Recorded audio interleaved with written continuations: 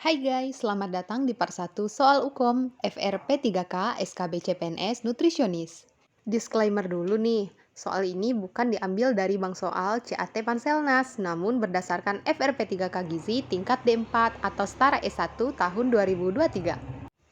Soal yang pertama, Peraturan Menteri Kesehatan Nomor 12 Tahun 2022 membahas tentang A. Penyelenggaraan pekerjaan dan praktek tenaga gizi, B. Pelaksanaan fungsi, tugas, dan wewenang KTKI, C. AKG yang dianjurkan untuk masyarakat Indonesia, atau D. Standar pelayanan minimal bidang kesehatan.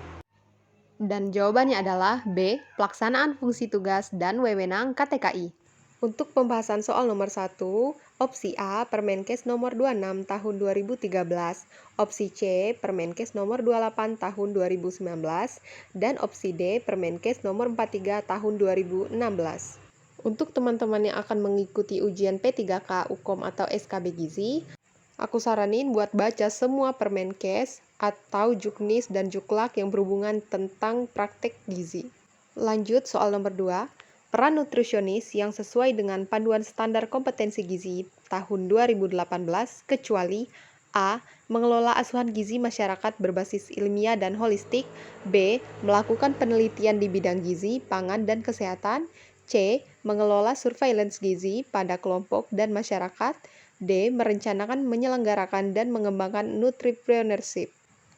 Jawaban yang tepat adalah B. Melakukan penelitian di bidang gizi, pangan, dan kesehatan, karena opsi B adalah wewenang nutrisionis.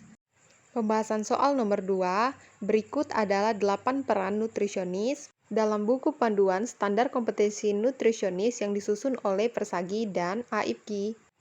Soal yang ketiga, berikut adalah wewenang nutrisionis dalam mengelola asuhan gizi, kecuali pengkajian gizi, B. Menetapkan diagnosis gizi, C. Memberikan intervensi gizi, D. Melakukan pemantauan dan nutripreneurship. Jawaban yang tepat adalah D. Melakukan pemantauan dan nutripreneurship, karena opsi D adalah peran nutrisionis. Di pembahasan soal nomor 3 adalah poin 1, yaitu mengelola proses asuhan gizi terstandar pada individu, kelompok, dan masyarakat dengan kondisi sehat atau kondisi penyakit tanpa komplikasi yang terdiri dari PAKT. Soal nomor 4, mampu melaksanakan pelayanan gizi yang profesional sesuai dengan nilai dan prinsip ketuhanan, moral, luhur, etika, disiplin hukum, dan sosial budaya, termasuk area kompetensi nutrisionis, A. Komunikasi efektif, B. Profesionalitas yang luhur, C. Mawas diri dan pengembangan diri, D. Landasan ilmiah. Jawaban yang tepat adalah B. Profesionalitas yang luhur. Pembahasan soal nomor 4, berikut adalah pondasi dan pilar kompetensi nutrisionis. Yang pertama adalah profesionalitas yang luhur, kedua mawas diri dan pengembangan diri, tiga komunikasi efektif, keempat adalah jenis kompetensi. Di antaranya pengelolaan informasi, landasan ilmiah, keterampilan gizi masyarakat, penyelenggaraan makanan, pengelolaan masalah gizi, dan pelayanan gizi. Nomor 5, yang termasuk landasan ilmiah nutrisionis adalah A. Ilmu gizi, keterampilan gizi masyarakat, food service, B. Ilmu gizi, pemberdayaan masyarakat, ilmu biomedik, C. Ilmu pangan, biomedik, humaniora, D. Ilmu pangan, keterampilan gizi masyarakat, dan pemberdayaan masyarakat. Jawaban yang paling tepat adalah C. Ilmu pangan, biomedik, humaniora. Bisa dilihat di pembahasan materi soal nomor 4. Lanjut soal nomor 6. Seorang nutrisionis membuat jadwal konseling kepada pasiennya. Namun sudah 30 menit menunggu ahli gizi tersebut belum juga melakukan konseling. Komponen kompetensi yang dilanggar oleh nutrisionis tersebut adalah A. Sadar dan taat hukum, B. Berperilaku profesional, C. Bermoral, beretika, dan berdisiplin, D. Berwawasan sosial budaya. Jawaban yang paling tepat adalah C. Bermoral, beretika, dan berdisiplin.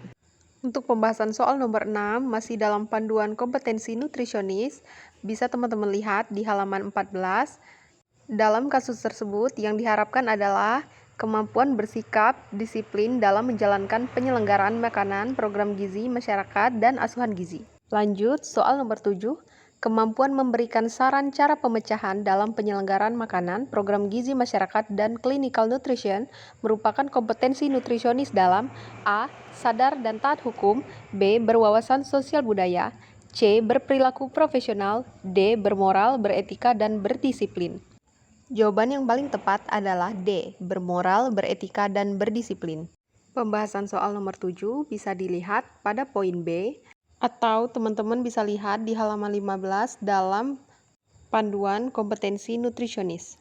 Soal nomor 8, seorang nutrisionis terampil merujuk pasien gizi buruk untuk ditangani oleh profesi dietitian rumah sakit, termasuk dalam komponen kompetensi A. Berkomunikasi dengan rekan kerja, B. Mengembangkan pengetahuan, C. Berkomunikasi dengan klien, D. Menetapkan mawas diri.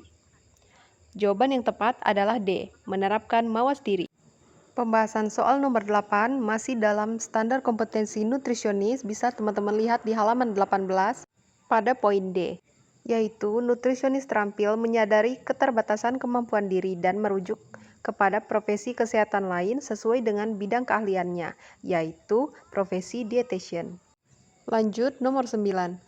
Mampu merumuskan dan menyampaikan informasi penting dan strategis yang harus diketahui klien terkait status gizi dan masalah gizinya, termasuk melaksanakan informed consent dan konseling, merupakan area kompetensi nutrisionis.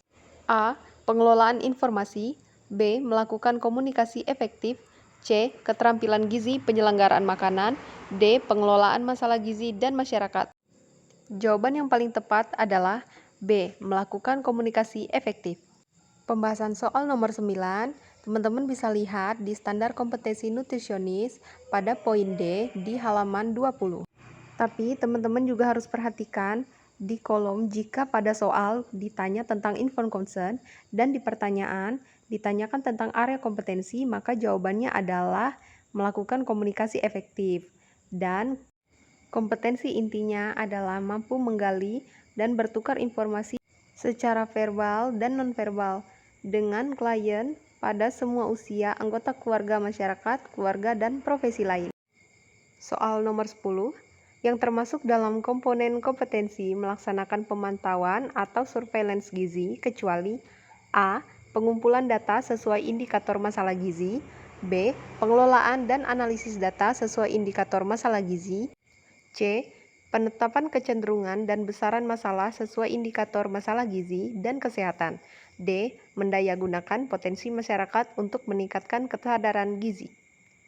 Jawaban yang paling tepat adalah D. Mendayagunakan potensi masyarakat untuk meningkatkan kesadaran gizi. Pembahasan nomor 10 dalam panduan kompetensi nutrisionis dilihat pada halaman 30, yaitu komponen kompetensi. Pada jawaban D adalah mampu memberdayakan dan berkolaborasi dengan masyarakat dalam upaya meningkatkan derajat gizi dan kesehatan. Sehingga komponen kompetensi ini tidak termasuk dalam melaksanakan atau pemantauan surveillance gizi. Terima kasih sudah menonton video ini. Silakan like jika kamu suka, share ke teman-teman kalian, dan aktifkan notifikasi lonceng. Semoga video ini membantu teman-teman semua yang akan mengikuti tes P3K, Ukom Gizi, atau SKB CPNS. Sampai ketemu di part selanjutnya.